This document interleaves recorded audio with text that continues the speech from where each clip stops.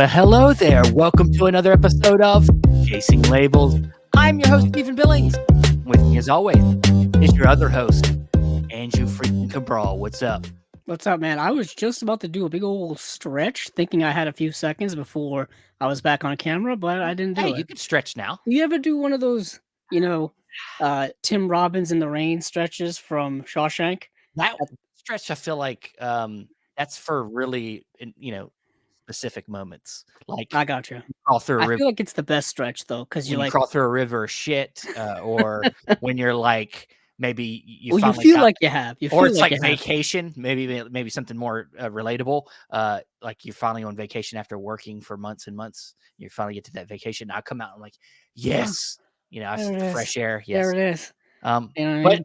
I also sometimes do it when it's the day to do Chasing Labels, and we are here Yeah. back for spine number 132.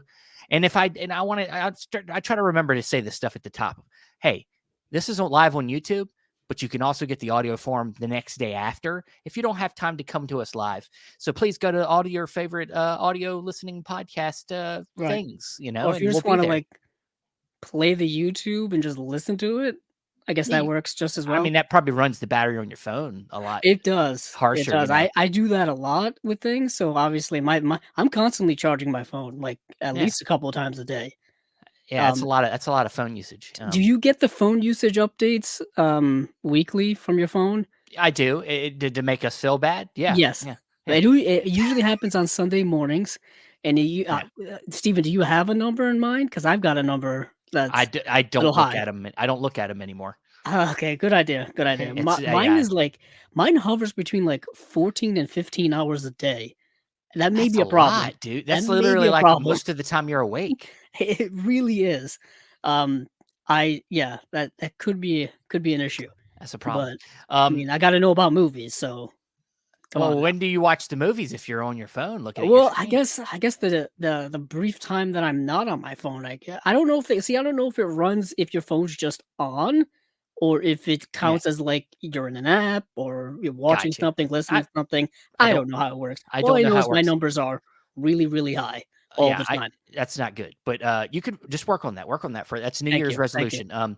But yes, we are on spine number 132 of Chasing Labels. Please, if you haven't yet, subscribe to this page. Of course, also subscribe to whatever audio platform you do, and follow us along, and we'll continue to be in your ears and your eyes. So yes, so let's do this thing. Before we do our rundowns, as usual, looking at the last couple weeks of releases, what you been watching other than stuff for the show? Is there You're talking to anything? me? Yeah, who you think I'm Oh, talking to? I thought you were just talking to the audience in general. Uh, Well, since we've reformatted the show, it's kind of opened things a little bit in terms of me being able to watch other things. Not specifically movies, but more television stuff. You know, a big television fiend, big television watcher as well as movies.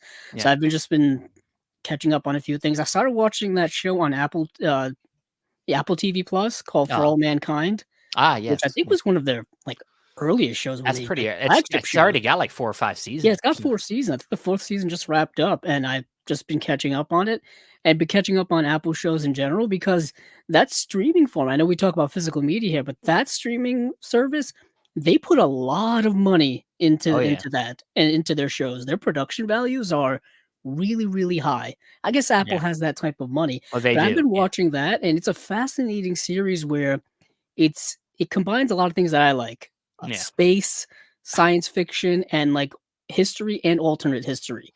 yeah, Basically, the general so we don't get too far into it, it starts off with basically what would happen in the space race is if the Russians got to the moon before the United States, and yeah, then kind of history is forever changed from that one big moment, and then a bunch of other different things happen, and then it's a whole new whole new society, yeah, yeah. like it's a society in which, um, John Lennon doesn't get assassinated, on Mm. which like Ted Kennedy becomes president at one point. So a bunch of alternative history things happen in there. Yeah, that's So fun. That's yeah, fun. I like that. it's a lot of fun. Yeah, I like that. Yeah, Apple, I agree. Apple, I think what helps them too is that they don't spend a lot of money on licensing. They don't license. I don't believe they license anybody else's stuff. So And now that Andrew's back, he can listen to Yeah. what I'm saying. Yeah. Well, I think when I forgot to turn off one thing. I forgot to turn off. Of course, it goes on as soon as I started talking. yeah, So exactly. it always happens. But what I was saying was is that one thing that helps them, I think, when it comes to using money, of course, is that they don't use a lot of money on licensing other things. So they are just making their own content. Now, of course, that you can rent things on their service, but they don't Right. have things that are not theirs. You know what I mean? Like they're not Netflix where they Well, like. they do. Well, for example, I was just saying, For All Mankind, I think is produced and made by Sony. So if anything, they probably Well, licensed they that from licensed it. Sony. I guess but it's not streaming anywhere else. Right. Right. It's Okay. an Yeah. exclusive to them. Yeah. Usually their Essentially, they're original stuff. they're the distributor of Yeah. that. So Very much. Yeah. It's kind of like, if anything, they're operating in the early days of Netflix. That's what Netflix was yeah, before they got into producing their own things and all that kind of stuff. Which it was just kind of like that. yeah, but Um. this is new though. Yes. But Yeah. it's not like they're like going to back catalogs and putting up a bunch of older films on their service. They're Right. taking new things that are created by maybe other studios. But I mean, I think it's better. It's better that way. They're not. It's an interesting model. Obviously, they've got the money, the backing to, like, experiment in that, Yeah, whereas some other streaming services probably don't have that cachet yeah. anymore. Well, they I didn't. mean, and they're starting to put out movies in theaters too. I Yeah, mean, Killers of a Flower Moon, Martin Scorsese's film, Napoleon, yeah. which was Ridley Scott's film. They put that out in the theater, and that was made by them. Yeah. And they don't even care if it makes money or not. They're just like, we're putting it out there. I Well, mean, I mean, like the ones they're obviously going, they're looking for some prestige. that too. That's what they're Yeah. doing. Killers That's of the why they've Flower Moon did get a lot of award nominations and stuff. exactly. That's if they're going to put their And if it money on wins something. anything, marketing, just put it up there Exactly. saying, That's why they do "We it. did So it." yeah, they're not going to maybe give money to some no name for some big blockbuster thingy. Maybe not that, but Well, for a prestige I'm filmmaker, pretty sure, I think they already have a Best Picture winner in their catalog, don't they? The did movie they that won do? Best Picture. Didn't they do the one Coda? Yeah, I think that Coda was their film, Yes, I I believe believe. so. Yeah. So yeah, that's interesting. But what have you been watching, Steven? Bringing up? I watched a couple things that I've recently bought. I got the 4K of Kindergarten Cop, Nice, and nice. that was fun to watch that again. And it looks good. It really looks good. It's not, it's not like I'm hearing about some of these other Schwarzenegger movies. The James Cameron appeal. It's not like they didn't use that smoothing and shit like that. It looks good. Looks good. I like it. Nice, nice. Um. I know it Uh. recently sold out in a bunch of places, and then a bunch of places just got stock Yeah. of them. Orbit DVD just got it back in stock. Diabolic, I think, got it back in stock, and Amazon got it all back in stock. So get your copy while you can before the slipcovers sell out and it becomes super collectible on eBay. Yes, yes, yes. But yeah, just that, and just like you, like some TV. I'm trying to wrap up watching the show Suits. I'm in the 8th season, so I'm pretty close to being done. They're doing a spin-off of that actually. It's called Pearson. I know it's on Yeah, there. it's set in Los Angeles, I believe. Yeah, it's You know well, that. I think it's Chicago. Okay. Yeah, Yeah, that show is apparently like the most streamed show now on Netflix. it's funny because like It I, ended I mean years. Yeah, it ended I a mean while I ago. knew of the show and I'm finally getting around to it. But there's a young kid that I work near. He works near me. He doesn't work with me, but he was telling me he started watching that show. I'm like, I guess because it's on Netflix now, suddenly everybody's yeah. I see that all the time. Yeah. When something will so I'll just use it as a baseline. Something will come out in theaters and then it'll come out in streaming, a couple of months later, however long later, and the online buzz and talk about it is like night and day. Yeah. It might as well have never even come out in theaters in terms of just the word of mouth via Twitter and via other places. It just everyone starts talking about it, everybody starts watching it, articles start getting written about it, and it was like nobody cared when it came out. And then now all of a sudden, since it's got a little bit of buzz to it, everybody's got their eyeballs on it. Yeah, streaming is able to revive a lot of things. And just in terms of public consciousness, which I guess is one of the benefits of streaming, having more Yeah. Yeah. eyeballs and more access to it. Yeah. I think that's that, and just keeping things out there longer. When it's in theaters, it sometimes can. I mean, nowadays things are in theaters as much as I love it. They're gone in 2 weeks. Like it's Yeah, what yeah. is interesting is I was just looking at what's coming out this month in terms of physical media releases, and stuff that came out in the theaters in December is already coming out on Blu-ray and 4K and stuff like that. And I'm I like, love that. wasn't this Yeah. just in the theater? Like I do like Wonka's that though. coming out, and I'm like, isn't that still in the theater somewhere? Like Sometimes wild. it, yeah, that's how it is. But all right. So before we jump in, of course, Josephine's always coming in hot. Some first time watches for her. She watched Giants and Toys. I have that. I believe it's an Arrow release. I haven't watched it yet though. A Simple Plan. Yes, I've seen that. That's the one with Billy Bob and it's like a kind of a noir, like a snow noir. One of them murder mystery type of stories. But she's got some other stuff here. Here's some songs. She's listened to some Closing Time from Semisonic. That's a big one. Shine. I think I saw Semisonic live one time. Of course you have. Shine by Collective Soul. I almost saw them once. Some friends said they could get me tickets, and then at the last minute, they're like, I couldn't get the tickets. And I'm like, I hate you. I think I saw Semisonic open for U2 or somebody. I don't remember. Yeah, I wouldn't want to watch U2. All right. It was 2001. It was a different time. It doesn't matter. That album had just come out, and it was. There's like one U2 album I can stand, really? and that's the one everybody Wow. likes. You know what? There's a lot of U2 slander, but they've been around forever. They have. A lot of great music. They got some good songs. They do. Led Zeppelin here, of course, is all good. Led Zeppelin 4, one of the best albums ever, I think. It's a good one. Yeah. And then Humboldt Horror Honey says, "Hey guys." They also approves of your cell phone usage, apparently. Thank you. And saw Zone of Interest. What a disturbing movie. I haven't seen it yet, and I want to see it. And that's kind of like one of the last main 2023 releases that I think is gonna make my top 10. Like, I just have that feeling. I just saw All of Us Strangers, which was just incredibly powerful and made you cry. And I feel like Zone of Interest is another film that's gonna be in my top 10 because of how I'm just emotional. And apparently it's good to follow it up with Come and See. Oh yeah. Yeah, two that's just hard hitting films. Jonathan Glazer is an interesting director. Takes his time between making movies. Wasn't his last film under? It's not Under the Skin. Is it Under the Skin, Steven? Yeah, I believe so. Yeah. Yeah. That movie was amazing. 2013. But yeah. So, do you want to start getting into some of these releases from the last 2 weeks or so? I guess so. Okay. Let's do it. That is why we're here. That's why. Yeah. We should talk about some of this stuff. Where do you want to go? Do you want to go to a couple? How about one of the early ones? How about some Umbrella? Okay. Felt like years ago now, but Umbrella had released some good stuff. Yeah, one of the ones back in January 22nd. Yeah, one of the ones I want to talk about is I think a pretty popular one. I think Tank Girl. Tank Girl getting a Blu-ray. I this is a film I'd heard about a lot, and I hear a lot of filmmakers say they were influenced by it.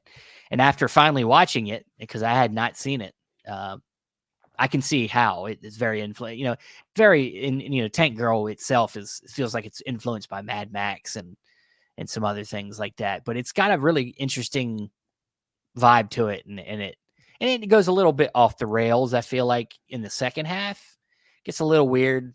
There's like these humanoid kangaroos and shit. Like it's odd, but there's just something so unique about this movie, and I can see how it's an influence. Yeah, it's a it's a movie that's based off of a comic book that is just as wacky and just as weird. Yeah. This movie came out in the 90s, I believe, and it's a movie that stars Lori Petty, Naomi Watts is in it, Malcolm McDowell is the bad guy, and he's playing such a hammed up like he reminds me of Raul Julia as M. Bison in Street Fighter. Don't ask me why. I just had Street Fighter vibes while watching this movie, which is not. I didn't want to say that as like a bad thing. It just had that very over the top. Like, this is something based off of an IP or something that is meant to be this over the top. Yeah. It's meant to be like this. Um, yeah, very like I said, very young Naomi Watts is in the film with I believe her Australian accent, which she doesn't really use a lot in No. movies or TV anymore. Um, but the edition is coming in probably two different versions. It's coming with one with extra bells and whistles. It's Yeah. got a slipcase, poster, art cards, um, all of these kind of cool artsy things. And the movie is very artsy in terms of its just palette. It's you Yeah. know what I mean? There are moments of the movie where they cut to animated sequences, and they're very Hmm. brightly colored. Yeah. And That definitely felt like that was something that Edgar Wright probably saw this movie and was like, that's something like he would, something like Scott Pilgrim, like it felt very Scott Pilgrim-ish. yeah, Scott Pilgrim is also another good comparison with that, based off of a comic book Yeah. that's very much, unique. Um, and what's interesting is uh, the original Scott Pilgrim comic book is black and white. I actually have all of them in my Oh collection yeah. somewhere. I almost have wanted to buy that a few times, but then I remind myself that I don't have time to read comics. So what's the Right. fucking point? I read it through once, and it was amazing. Yeah. Um, yeah, it's a really, really good read. Also very expansive. If you like the Scott Pilgrim world, it's very expansive on that and just kinda gives you more of it and gives you more backstory, gives you more kind of Scott Pilgrim-ish lore. But Tank Girl itself is based off of a comic, which I haven't read, which I kinda really want now. And this movie is very much Mad Max on acid, Yeah. if you Yeah. will. It takes place in some dystopian future where I believe it hasn't rained in 10 years because of some cosmic event, some end of the world event. And what has happened is that it just hasn't rained, so water is at a premium. And when water is at a premium, uh, you know, people who have it have all the power. And Malcolm McDowell is one of those people. And And that's that's what is kind of the main thing that's comparable to like a Mad Max movie is it's like that's one of the biggest you know things that people have control over in that time in that dystopian world is who has the water. yeah, Um, and you literally know, Malcolm McDowell's character is like the evil organization that he kind of runs is called Water and Power. Like it's very yeah, literal in terms of yeah, what this world is based on. Like who are the good guys, who are the bad guys. yeah, The good guys are like this rebel group called the Rippers. There's these DNA spliced half man, half kangaroo creatures, and it sounds about as weird as you think it is. Ice-T is one of them. yes. It's yeah, it's wild. What a wild movie. And I love the I thought it was just so fun the mechanism to how they've created some gadget that can pull water out of people. Yeah, like they Uh, pull it's pulled out of our blood. I mean, yeah, if you well, I mean, people are like 70% water or something. yeah. I was gonna I say mean, when I saw the gadget for the first time, I was like, that that's honestly kind makes of sense. smart. Makes It kind sense. of smart, even though it might be super science fictiony that's even possible. It's still like when you think about it, you're like, if we needed water, why don't we just pull it out of humans? Why not? We're made up of it, right? I I mean, mean, it's simple, but it's it's like, interesting. Yeah, I mean, Dune 2 is coming out next month, and something that's part of Dune is how sacred water is because it's a yeah, desert planet. And the Fremen, who are like the indigenous peoples of Arrakis, water is super sacred to them. So something even as like tears or crying would be considered like a waste of water. Like yeah, it's that important. So that's a little connection to Dune, I guess. good stuff, But man. yeah, Good stuff. Tank Girl is really really cool. But in the same, not even the same vein, but something that's also being put out um uh, by Umbrella. Umbrella. That actually Tank Girl was already put out by Shout Factory a few years ago, and I think that Blu-ray has gone out of print. Uh, Another movie that was also put out by another company from a few years ago is Coffy, starring Mm, Pam Grier. Coffee was put out originally, I think, by Olive Films in like 2013 or so. but it's getting a new release here, and the release that's coming out from Umbrella has actually quite a few extra features, and I think the Olive Films one just did not have anything, unfortunately. So the movie Coffee, starring Pam Grier, came out in 1973, and it's one of those black exploitation kick-ass movies from the 70s, starring, in my opinion, an icon from that era, and probably an all-time icon in Pam Grier. And she is basically a vigilante in this movie. She is someone who is a nurse who takes it upon herself to hunt down like drug dealers because her sister overdosed on drugs. So she's trying to like hunt down the people who are responsible for it, and it's her going undercover and like against like drug dealers and pimps, and she's like killing them. So she's a badass in this. The movie's awesome. I had never seen it, and I remember when that Olive Films Blu-ray came out, and I wanted to get it, and I just never did. There's a lot of those black exploitation films from the 70s that have come out on Blu-ray that I haven't got my hands on. I mean, the major one I was fortunate to get was put out by Criterion, Shaft. Shaft. I ended up getting that because that was just a cool ass edition that they put out. But Coffee, this one is also really, really cool. If you dig Pam Grier, if you dig that era of just black exploitation and 70s grit and things like that, think like Black Dynamite, think I was gonna say Foxy Brown, the Rudy Ray Moore stuff. yeah, Rudy Ray Moore stuff. This is a pretty cool release. It is getting like a super deluxe, collector's edition as well, with a 48-page book. Getting classic art outer rigid slipcase, classic poster art, 8 replica lobby cards, reversible poster. It's a limited number edition, and for special features, I think there's an audio commentary from the director Jack Hill.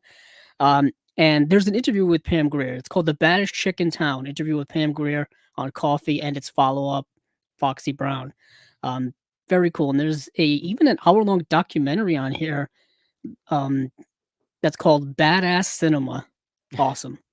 So yeah, this presented to you by Quentin Tarantino. I might as well be. He loves that era. I mean, well, yeah, if you've seen Jackie Brown's, that's his black exploitation. Like Pam Grier's in it. Pam Grier's in it as well. So yeah, that's Coffee. That's awesome.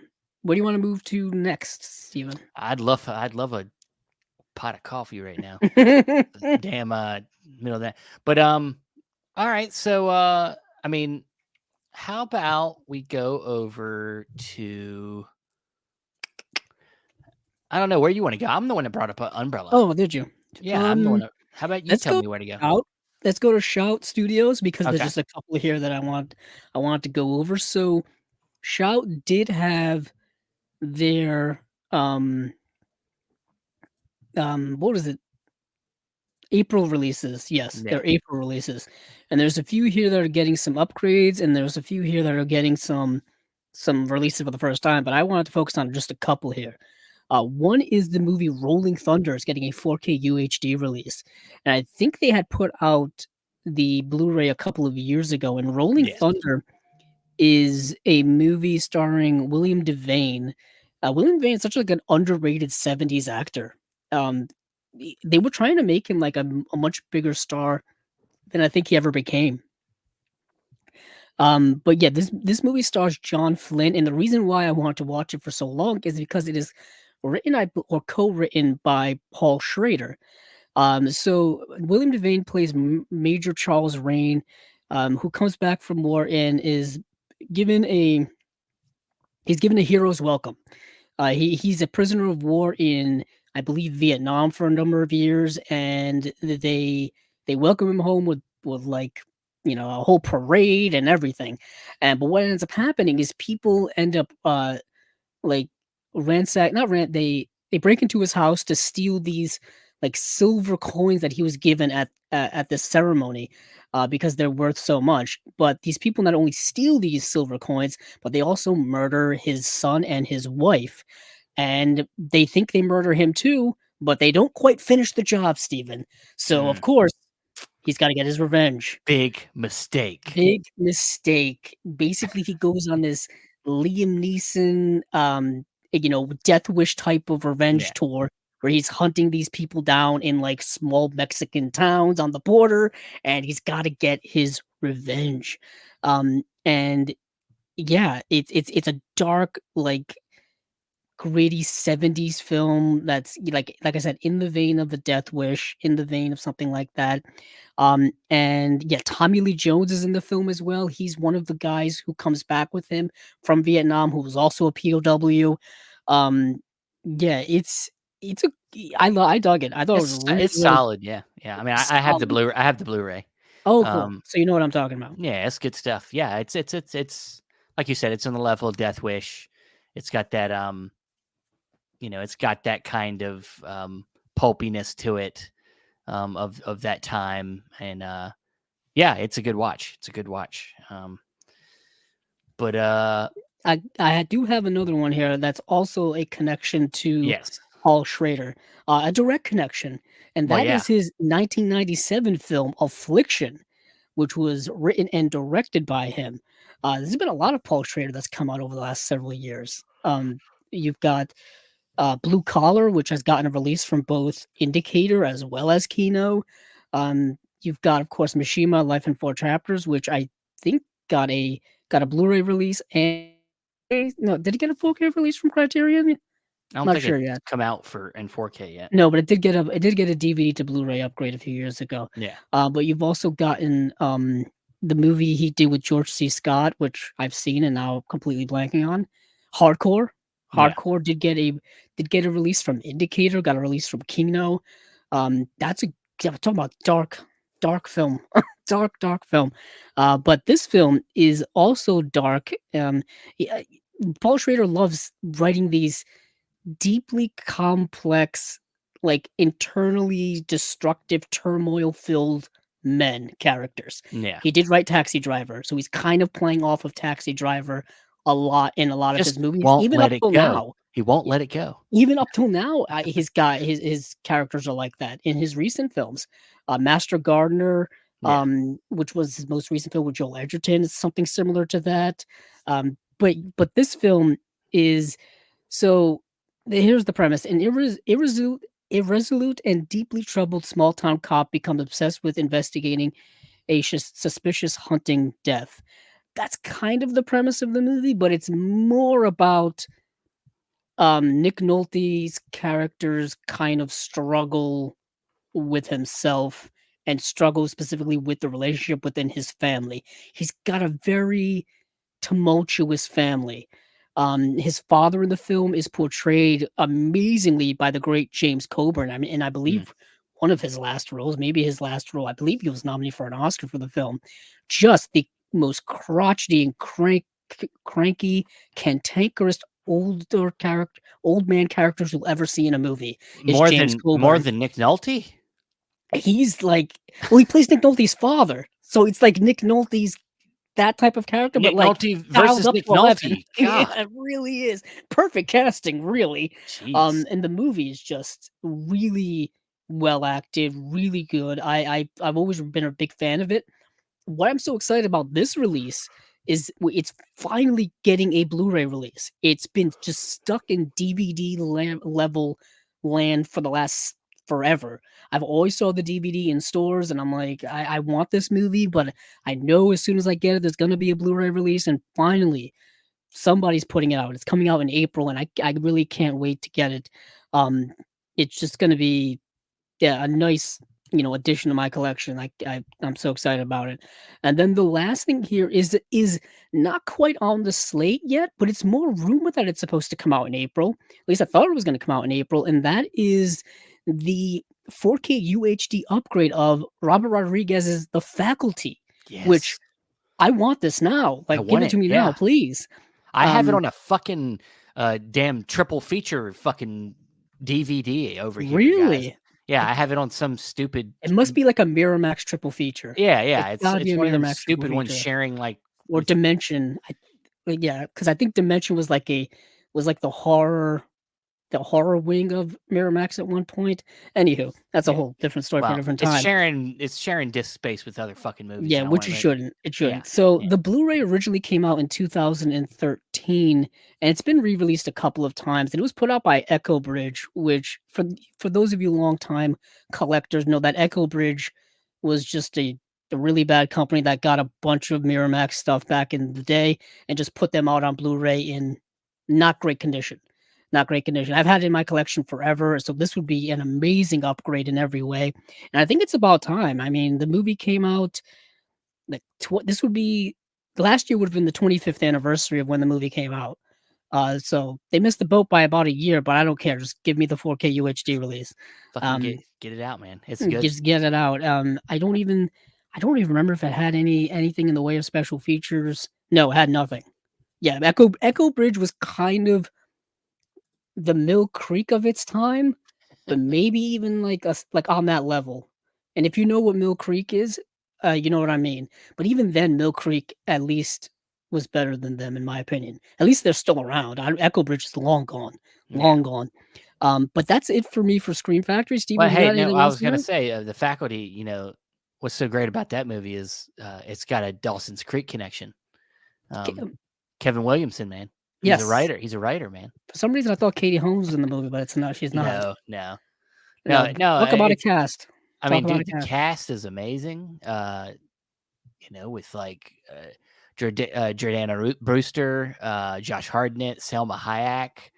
I mean, damn. I mean, Yeah, Robert Patrick. Elijah Wood's in the film. Yeah, Jon Stewart, before he was in the host of the Daily Show, yeah. he plays a teacher in that movie. And this is that it feels like a fucking 90s, Yeah, it's such a quintessential, I think, 90s yeah. teenage horror film with all of like the young up and comers of the time. There's always been those types of movies where you just the young up and comers like are all in this one movie together. A lot of them came out in the 90s. Really, you've Yeah. had this and then Can't Hardly Wait, I think was another film that's I think Uh, super underrated. Clueless. Clueless is another one. It's got a pretty good amount of people in it. And for an extent, American Pie, you know, a lot of Yeah, yeah. those actors kind of went on to do other things. I mean, Sean William Scott, Jason Biggs, definitely bigger ones. Here's a Allison dark Hannigan, of course. here's a darker example. The movie Sleepers. Oh, Kevin Bacon, interesting. Brad Pitt, fucking just tons of big actors in that. I think Joe Pesci's in that movie too. Maybe I don't know, but it's got a lot of big actors in it. Let me Yeah, look and it up. the 80s also had that as well. I mean, obviously the John Hughes films, even a movie like Diner, which is Yeah, another film that had a lot of young actors in it that would go on to be in uh, bigger yeah. things. The movie Um, Sleepers. Robert De Niro, Kevin Bacon, Brad Pitt, Jason Patrick, Billy Crudup, uh, uh, just many drivers in it. Dustin Hoffman's in it. Beat that shit. Beat that all movie. right then. I'm just kidding. I'm I getting do all like Mini upset. Driver. Yeah, Mini Driver's I cool. I have Goodwill Hunting is an affinity for obviously for Good Will Hunting, but Gross Point Blank, yeah. I think is a movie that is fantastic. I would love a remastered Blu-ray even. I mean, 4K UHD would be amazing, but for Gross Point Blank, just to get a nice remaster or something, I would love that. I know it's in the hands of Disney Buena Vista, so I don't see that happening anytime soon. So, wishful thinking, in my opinion. But if one of these boutique Mm. labels could get hands on Gross Point Blank, I Hey, would absolutely love they that. got Straight Story. That is true. They did get Straight Story. That's a Disney film. Always remember that they got Straight Story. I also feel like there's several as two Robin Williams films that come to mind that I think need to get out of that Disney Buena Vista area, and that would be Dead Poets Society and Good Morning Vietnam. Flubber. Uh, Sorry, Flubber, sorry. of course. Yeah, I no, think I saw that I movie in love both theater. of them films. Dead Poets Society's a classic. Oh, Captain, My Captain, and Obviously, and Good Morning Vietnam. I mean, though they both have Blu-ray releases, but those Blu-rays came out yeah, a they're long old. time ago. Yeah, Um, so I feel like I'm really surprised since Robin has passed away and all those things. They, if anybody wants to take advantage of making money, it's Disney. I mean, jeez, jeez. but I Um, mean, for them to how can they market them movies? They're not. right, That for them right. as as Disney. I mean, like it They'll doesn't. That they'll doesn't. find some way, some like anniversary or something Like last year, Warner Bros. Had their 100th anniversary, so they re-put out all their movies Yeah. and new Well, editions and stuff. little off topic, but not really.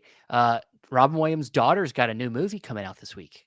Oh, I believe her name's Lisa Williams, or I could be wrong, but his daughter has got a new movie coming out called Lisa Frankenstein. I'm saying Lisa because of the name of the movie.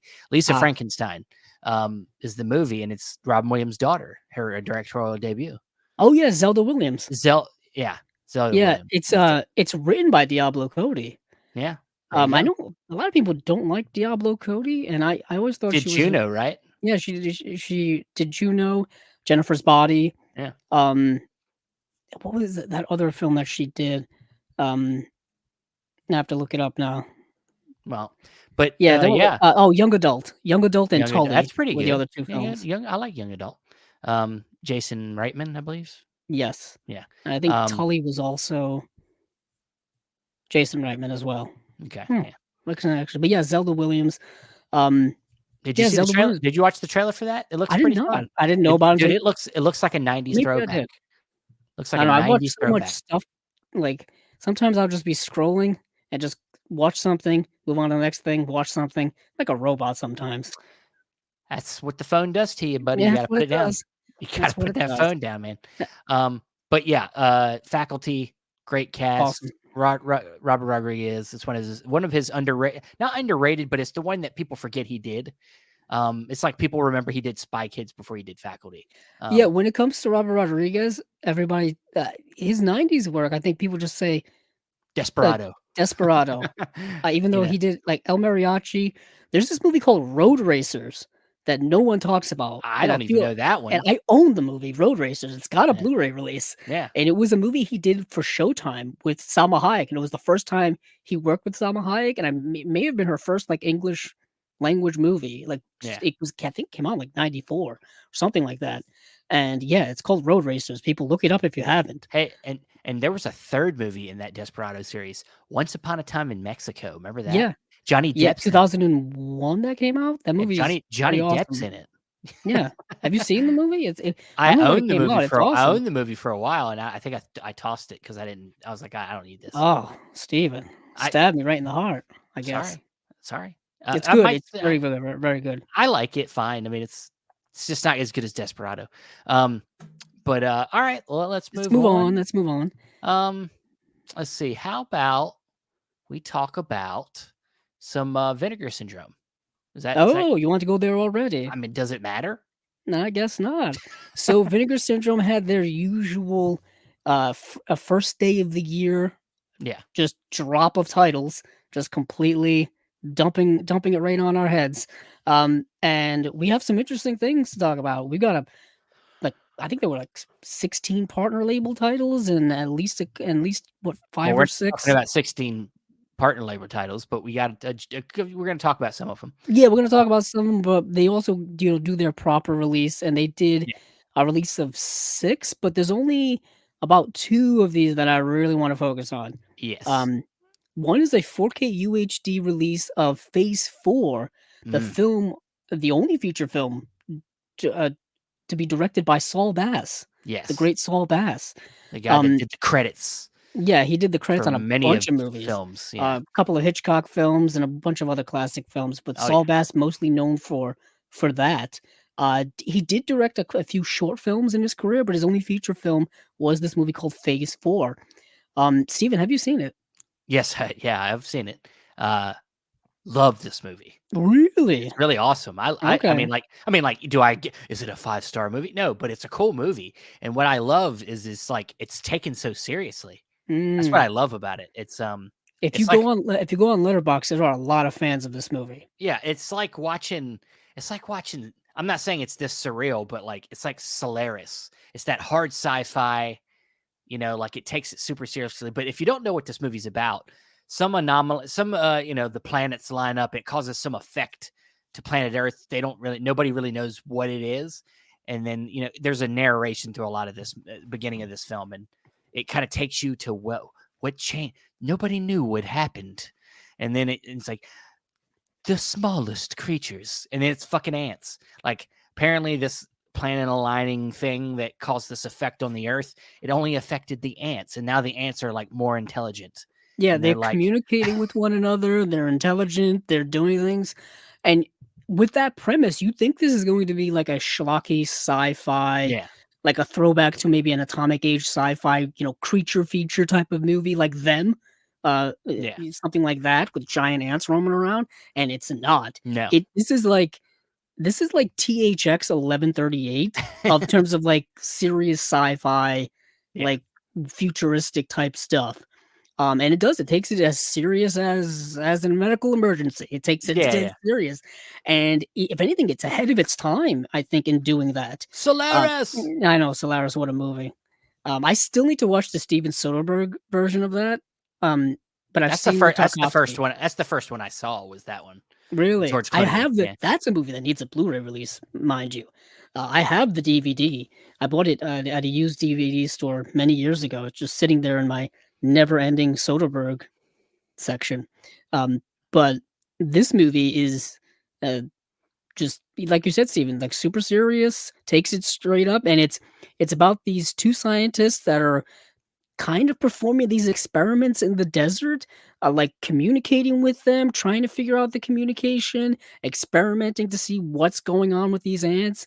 At one point, some like random woman kind of she gets like stranded with them because there are people also living in the desert, and the ants kind of wipe them out, but she Yeah. survives. Um, and it's them just trying to survive against these super intelligent ants. And the ending is rather obscure. Yeah. It's very, like you said, like hard sci-fi, Yeah. which was not what I was expecting, but I thought really, really interesting take on this whole thing. And this edition here is pretty loaded This with is what's excited me things. about this. I went ahead and pre-ordered this because Oh, I was like, yeah, this disc, it's got some good stuff on here. It's got, I believe, a documentary, a 84-minute, or well, it's got two I'm sorry. versions of the movie. Well, the two versions of the movie. I was reading the wrong thing, but I believe it does have a documentary on here. 48-minute, the making of Phase 4. 48 minutes, brand new documentary with Elijah Drimmer.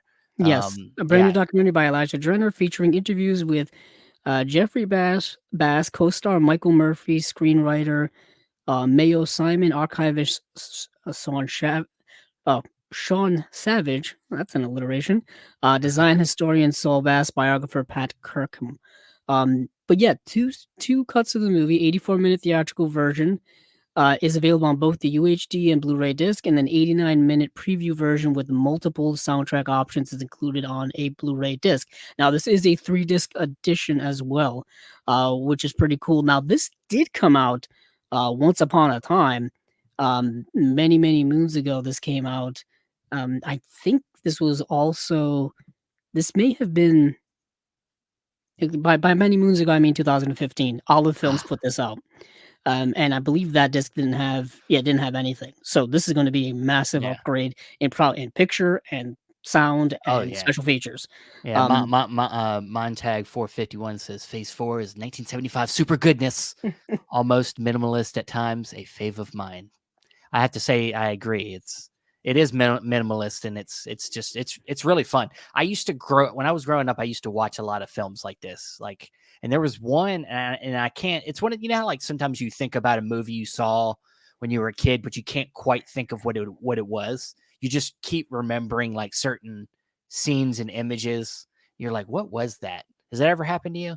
yes, Yeah, yeah. yeah, it does. And there's a movie when I was growing up. I think it was a TV movie, and it was an ant attack movie. Now I don't remember what it was. Like I don't remember what the name of the movie was, but it's an ant attack movie. And at first I was like, "Is this that ant attack I watched when I was a kid?" And it's not. It's not the same thing. That movie was a lot more schlockier than this is. This is definitely what. And Saul Bass wish you had made more movies, because this Yeah, is really well made, really well thought out. yeah. What's really cool about it is the visuals. Yeah, yeah. When you see the ants, like it's like close-ups of like actual ants doing things. Yeah, I was gonna say, Like it's like not they don't look fake. they They're real look fake. If ants. they are fake, if they are animatronic, if it is some type of rudimentary CGI done in the 70s, you really can't tell too I much. I think they're just really close up like This it's yeah, real this isn't ants. like 1950s, like, people in giant ant costumes and then, like, with miniature sets, like, No. running around. It's not like that at all, which makes it that much more impressive that he was able to pull that off. I know that there's also an alternate ending that's been floating around for this movie for years. I think that's included on here as well. Um, yeah, this is just fascinating. Super, super glad this is coming out. I had heard at least a month or 2 ago that this was coming. I Yeah, just well, didn't yeah. know when it was gonna happen. Yeah, it was announced with their crop of like the tease for this year. Is that what it was? Yeah. Yeah, there's a big tease, and this was already a part of that tease. So, Yeah, um, so there's that, which I think is gonna be the big one for this release cycle. yeah, I believe so too. There is still over 1,000 copies, and I think they made 8,000 copies, so it Yeah, should be it'll sticking be in. around for a little bit, hopefully. Yeah, But you never know. That Existence release did end up selling out in, like, 5 or 6 weeks, so that just goes to show you. But what else I want to focus on here when it comes to the Vinegar slate specifically is their new Vinegar Syndrome Labs release, mm, and this is something right up my alley.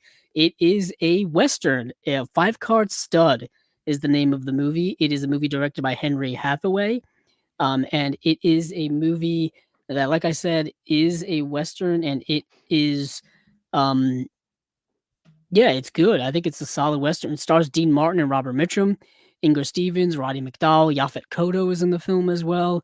Um, it's so what ends up happening is at the very, very beginning of this movie, someone is accused of cheating at a card game, and instead of kind of just kicking this man out of the saloon and running him out of town, they decide to kill him instead.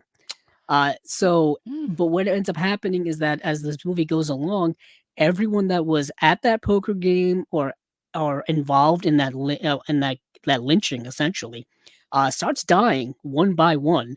So who is doing the killing? What is happening? Um, you know, what are the circumstances around it? And Dean Martin's character kind of gets wrapped up in this. Um, uh, Robert Mitchum is playing a preacher that kind of shows up and comes to town. Is he connected to this in any way? Robert Mitchum as a preacher once again after um, the movie that I can't remember. Why am I? Come on, Um, do it, man. You can do it. uh, Night of the Hunter. Yeah, yeah. I knew you could do Yeah, I it. got it. Thank you. So I was willing you in my he head. I was like, he's he's gonna get not it. quite that level of devious vitriol evil, but he is not. He's a preacher with a gun. He's a preacher with a gun, which it tells you a little conflict of interest there. Yeah, More like the so shit, like the preacher comic book, the show. kind of, yeah. I mean, kind of. Not really. Not really supernatural in any way, but you know what I mean. But just There's no the supernatural twist. There's no conflict of interest going on. there's no supernatural twist in this movie. No, there isn't. Ah, I damn. could definitely say that, and that maybe that's a spoiler for some, but I can tell you that it's I was definitely hoping there would be not some kind of happening. ghost involved or something. But yeah, there's a lot of things happening in terms of, relationships, and like I said, murders happening in mysterious ways. You don't really know who the killer is until, of course, the very end when things get revealed and all that kind of stuff. But I will buy and watch any movie with Robert Mitchum in it. So this was something that I had to immediately gravitate towards, and Stephen and I were talking about it. This Vinegar Syndrome Labs sub label is kind of like, yeah, anything goes in here. It's the You know, experiment. It's the experiment it is a label. lab, so you got to experiment in a lab. You got to throw Yeah. some chemicals together. Whatever they don't think is going to fit something else is going in here. Whatever you cook Yeah. up is in there, and You know, we got it. Like the scene in Willy Wonka and in Chocolate Factory, he's like going through some of the creations he's got, and he like throws shoes and like a blanket inside of the pot to make something. It's like that, he's just like whatever it is. So and then if you're not watching, Andrew's on his phone during the podcast. Well, I got. So he's Well, he's I he's got. good. I'm multitasking all the time, Stephen. Yeah, If you wonder how I'm always getting so much phone usage, multitasking is the name of the game. sure. It's the name of the game. That's how I get things working. My mind is just like going down like a million different avenues all at once. I don't know how he does it. For some reason, I have the YouTube website up on here twice, and I don't need to have it up here on here twice. Cool. So You that should just try. shows you where my mind is at on a Monday evening. Uh, but yeah, as we're saying, the labs is a bit of everything. You know, we've got the Peter Zulkin quadrilogy or whatever was in Yeah, there. The the with the Russian Yeah, the Polish films. or Polish. You've Yeah, got um classic Hollywood stuff in yeah, there. You've got westerns in there. It just is a bunch of things just thrown in there in a mix, and I kind of like it. yeah. Um, yeah, and this is definitely something I got my eyes on. It's directed by Henry Hathaway, and for me, Henry Hathaway was always that director who was making the type of westerns that were beyond their time when they were coming out. He was still the one making John Wayne westerns after, we had spaghetti westerns, after we had These are gonna be Wild popular Bunch. again one day. Yeah, and it's like he was always kind of holding on to that old western stuff, and there was still an audience for it, obviously. And he was kind of fulfilling that for that audience in the 60s and 70s. Of course, he had directed much earlier than that, but I think one of the films that is one of his best would be The True Grit from 1969, which of course starring John Wayne. It got John Wayne his, I think, only Oscar he ever got. He directed The Sons of Katie Elder. He was one of the directors in How the West Was Won. Um, yeah, he was directing Nevada Smith. Just a bunch of westerns that were kind of westerns of past their prime or past their. I think the genre had kind of passed them by, but he was still making them. He was still Yeah. making them, and they were not bad. They are not bad films in my opinion. The ones that, at least the ones I've seen. That's Five Card Stud. But let's move over to the partner label stuff, All right. because that's usually where we get the bulk of the most interesting things. Really, a lot of cool stuff from a lot of the same people that we've been following now, pretty much throughout the duration of this podcast. Steven, anything here that really caught your eyeballs? Well, the Canadian International Pictures release because it's the last film I believe that needed to be released in this kind of like this unconventional trilogy by filmmaker Denis Arcand. Yeah, I believe. Dennis Arcand. That's what I Yeah, think. yeah, and the first were Gina, which I love. I love that film, Gina, and then also did the film Dirty Money, and then this is Yes. supposed to be the third film in the series. I don't know if it's which order. I guess whichever release order. But say this to was it Rejeanne I think it's Padovani? yeah, Rejeanne Padovani. Yeah, Yeah. that sounds about right. What is interesting is in looking for this movie online to try to watch, it is available in its entirety on YouTube, in probably the wrong aspect ratio, but entirely in French with no English subtitles. So if you speak French fluently, you can There you watch go. it on YouTube right now. Go for it. Unfortunately, I couldn't do that, even though I wanted to. But yeah, this is going to be, I'm assuming, another film in that same vein Yes. as Gina, as Dirty Money. Um, two films which I really really loved from our guys over at Canadian International Pictures. Um, so it's Montreal mafioso Vincent Padovani has spent years building a diversified crime empire fronted by legitimate Hmm. business interests and sustained through illicit political connections, having secured a much publicized government contract for his thriving construction company. Vincent is throwing an opulent private dinner to thank his many co-conspirators, including the mayor of Montreal and a host of other highly placed pawnbrokers. But when the evening is thrown wildly off course by press at the door, a looming construction protest, and the sudden reappearance of Padovani's estranged wife Rejeanne, the mob enforcers and corrupt cops that serve Vincent are called into action for a long and bloody night's work. Oh goodness. But yes, it sounds like Montreal organized crime drama Well, I can going tell on you here. this. I watched it. Oh, Yeah. oh, excuse me. Hey Hmm. now, so is it as good as I believe it to be? It is good. Okay. But it is the one thing you have to, and I don't. This isn't going to bother you. I know you'll enjoy this. But it is one of the movies that it's like contained in one place the whole movie. Like it's in his house, um, and they're having a dinner. They're having a dinner celebrating the new construction of this highway, and then as it says in the description, his wife shows up. There's these or his ex-wife shows up, and these protesters are showing up, and they need this taken care of. They don't want to spoil. This doesn't need to be spoiled. And whatever his ex-wife wants, he doesn't want to. He doesn't care. Like, so it shows. You get an idea not only of like how the power works between all these different people that are involved, the cops, you could say hitman that are kind of hanging around. There's these different. There's a little bit of a class structure, not only structure of power, but class structure in the house, with the wait staff, the people that are there serving drinks, stuff like it. So it's not only a film about this kind of criminal, thing, this crime that's going on, but like it's about class, structure, and like, so it's got a lot to say. It is a really it's a movie. It's a lot of people talking. So it's that type of movie. Not it says like bloody night and everything, make it seem like it's a little bit more like big and entertaining. It's not. It's a lot of talking. There is a couple scenes of like kind of action, but like it's not that type of movie. It is a talky movie. So if that's something you're into and you really want to get into character study, really heavy character stuff, this will be a good movie for you. And like out of the three movies, this is probably like artistically the best one, but like I still love Gina maybe the best. I think Gina is probably my favorite of the three. But yeah, it's a definite recommend. It's good. So awesome. Yeah, I can't wait to see it, and it is still yes, there's still about 423 you better get on the that. limited edition left in stock. Gotta get on So that. if you want to get on it soon, because those tend to sell out pretty quick.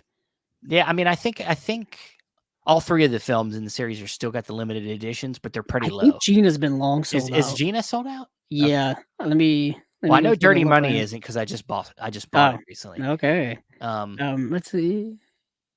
Because I needed to get. I'd already had Gina, but I needed to get Dirty Money, and I went ahead and pre-ordered this as well. Yeah, Dirty Money. There's still plenty.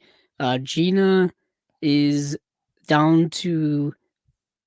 There's plenty of the standard editions left. Yeah. Gotcha. But moving back to some other another partner label, I did want to talk a little bit about. I'm going to talk about this right here because this was a label that we talked about some stuff before, but I thought this movie's worth talking about. It's called Nightsiren, and Nightsiren is put out by Dark Star Films. It's a newer film. It came out in 2022. It's a really just fascinating film. This is a movie that if you're into folk horror, this will be right up your alley. If you like folk horror, like something like The Witch or the folk horror box set, All the Haunts Be Ours box set that was put out by Severin a couple of years ago, which I still think is one of the best releases of the last several years by anybody. That's hard to beat that shit. That's hard to beat that set. It really is. It's a damn. I don't think anybody's really beat it since. I still like, if I could just get myself motivated enough, I've wanted to do a video, deep dive into it, like a deep dive video into that damn set. We're going to. I'm eventually going to do it. It's such a complex set ranging from all across the world. Yeah. But this film, Nightsiren, would honestly fit right in that set. If they made a part two of that set, I think Nightsiren would be in it. So this takes place entirely in a remote mountain village. I'm trying to figure out which country this movie comes from. I want to say Germany, but don't quote me on that. It feels Scandinavian. And it's a movie dealing with dealing with witchcraft. Okay, so let's see. It was filmed in Slovakia. The language is Slovak. Okay, so Slovakia. So the movie is a young woman returns to her native mountain village searching for answers about her troubled childhood, but as she tries to uncover the truth, ancient superstitions lead the villagers to accuse her of witchcraft and murder. That is a loose synopsis of the film. The movie is way more about like past trauma and things like that. And yeah, this young woman returns, and you just see like flashbacks to a traumatic event that happened in her childhood, her running away from home, what the circumstances were behind that, what happened in the aftermath of that, pieces that she's trying to put together to, figure out what happened and what happened to her and what happened to this place in general. And man, Steven, you got these remote small towns in the middle of the woods. Stay away from them. Stay away from them. Once things start happening, you got to get out of there. You just got to get I out of there. agree. I agree, man. Things start happening in the middle of the night, spookiness happens, weird paganistic, witchcrafty type things are going on. I got to get out of town. I got to get out of there. So yeah, this movie has some surreal moments, trippy moments, horror moments when you're dealing with witchcraft. You're getting all of those elements, and yeah, it's a really, I think, solid drama. The ending of the film, I won't give it away, but I'm still battling with like what happened? What does this mean? What am I? How do I interpret this? Um, those are in here as well. Really cool mood piece, a slow film as well. But I think ultimately it's for a certain type of horror fan. If you, like I said, if you like The Witch, if you like the movies of Ari Aster, I think you'll be on this wavelength. Midsommarish vibes as well in here. Not quite as cultish as that, but you know what I'm saying. Like just constant sense of weird dread going on. Yeah. So I really like the movie Nightsiren. It is available to rent on Amazon for like $3. That's where I watched it. And yeah, it's pretty cool. And that's from Darkstar. But moving on from there, Steven, is there any one of these other ones that you were looking at? One of the other ones I took a look at was Where the Devil Roams.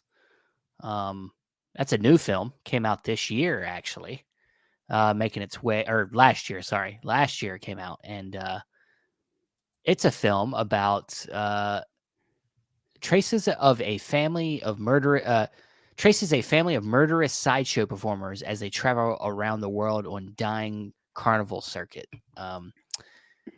Yeah, this Did you see the movie, movie? Did you yes, see it? yeah, Okay. it's It's actually it's a Tubi original film. it is, yeah. I saw that. I was like, wow, Tubi, way to go. They got the money. Um, um, it's okay. Oh, it's okay. it's okay. It's a lot of I understand what you mean. it's a lot of I wrestled with style. this movie. It's a lot of style. Um, very atmospheric. It's pluses, but it's a little bit like artsy fartsy, trying to be like, like trying to have substance. I like that about it. Really? That's just my tendency. As I like the kind of the artsy, the avant-gardeness.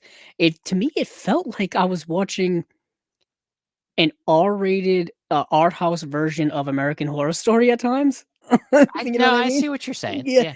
mixed with like at times it's like also trying to be like a Rob Zombie film, but No, I I could artsy see Rob that, but it's like, Zombie, so you're saying they're trying to be artsy, like in a but not quite satirical way? achieve yeah, but not quite achieving what they're going for.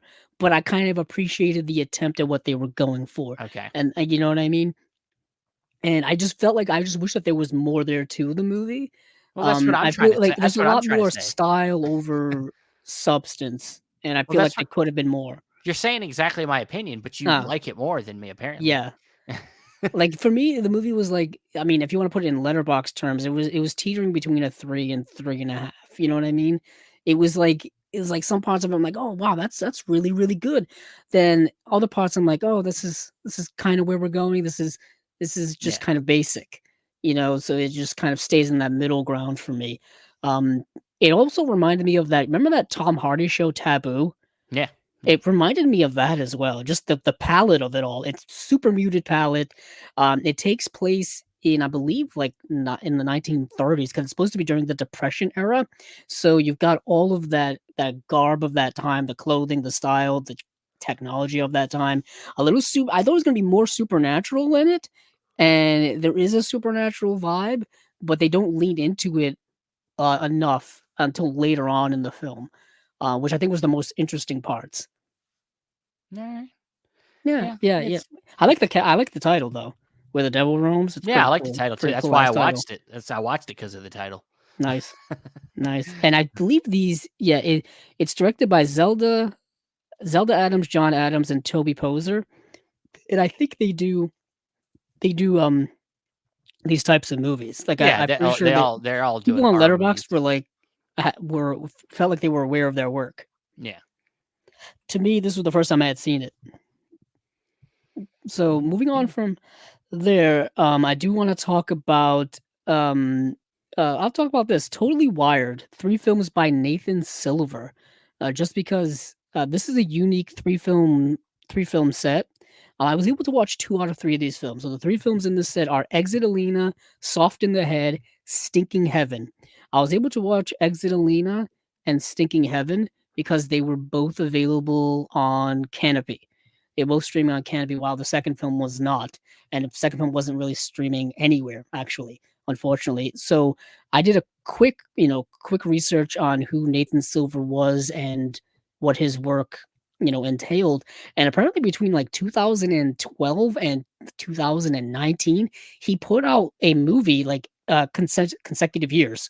He actually has a movie right now that just showed at Sundance last month, starring Jason Schwartzman and Carol Kane. They were at Sundance promoting it, Cool. and and interesting is at the time I was like, oh, that's Jason Schwartzman and Carol Kane on the red carpet at Sundance. I know these people. Didn't know what movie they were in. Didn't know who the director was or anything like that. But I believe that was the movie. That was a movie that they were promoting. But these 3 films here are films from early on in his career. What bothers me about this set is just my OCD as a collector. It really is. So it's got it skips over, I said it has consecutive movies. It skips over one of them and goes to the next one. So it's like it's got like Exit Elena and Soft in the Head came out consecutive years. Then it skips over the next one in the order of this guy's filmography and moves on to the following year. That bothered me, but that's just OCD collecting stuff for me. But these Yeah. films are interesting. They're super indie, like as low budget as you could possibly get. They're kind of mumblecore ish. They look like I was watching. I'm like, these look like home movies. Like these Yeah. look like documentaries. I'm like, are these real actors? That's how low budget this is. I felt like I was just watching somebody holding a camera in somebody's house and recording it. You know what I mean? Like we're doing Yeah. here. Like I felt like that level of budget and that level of types of films. But the films that are in it are kind of jumbled. I mean this with like all respect and like actual interest, kind of jumbled messes of interesting ideas. Like Exit Elena is a movie about a woman who is she's a live-in aid for somebody who needs medical care all the time, like an elderly person who can no longer take care of themselves. You know Yeah. what I mean? And that's what she does. You see her doing that in the movie. You see her living in these people's houses. You see her interacting with them and their relationship, and her caring for I believe, the grandmother of the family and something like that. And that's kind of the movie. It's dealing with her as a person, and she's kind of introverted. She doesn't really want to talk with them, but the family, or specifically the mother of the family, like wants to be her best friend and do things with her. And I'm watching the movie and I'm like, she's here for a job. You know what I mean? Like she doesn't want to go to the mall. And like at one point, the mom like invites her to a Zumba class. And the girl just like doesn't want to be there, so she leaves. And I'm like, yeah, I mean, it's very real life, like Yeah. regular stuff like Does that. it does That's it kind of what these movies are, does you it know? does it feel like Vinegar Syndrome put out this other set, and they put a few out things out from this filmmaker that did Uncle Kent too. I think it's Joe Oh, yes. Swanberg. Joe Swanberg, yeah. Yeah. If Joe Swanberg's films feel more polished than this. They Okay. feel well more polished, well more of a production or produced than these. These feel very much like a local film that you would see at a local film festival in somebody's small town. Like I live in a small city and we have a local film festival, and it feels like these movies would show there. It's something like that.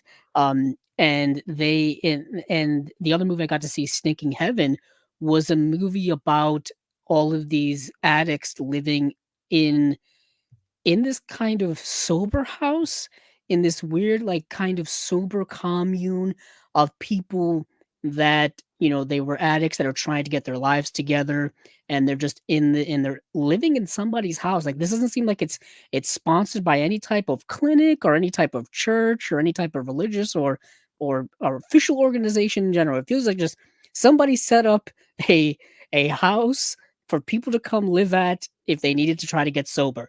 And just kind of chaos ensues because you have a bunch of people with instability because they're dealing with like alcoholism or drug addiction or things like that. Or and of course, with all of those things, we all know if you know people like this, comes a lot of mental health issues and things like that.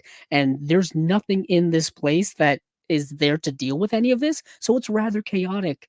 And the actors in this film are playing this really naturally. Like I said, it feels so surreal, like it's real life.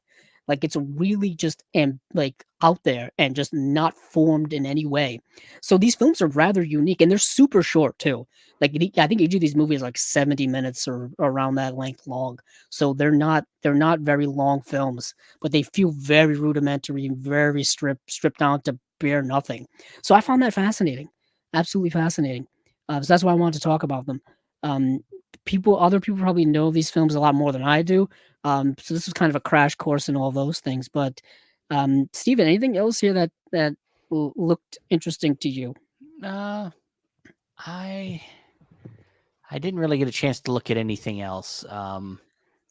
I you know, just on the surface, uh, Connie putting out Man on the Brink, that looked kind of like fun.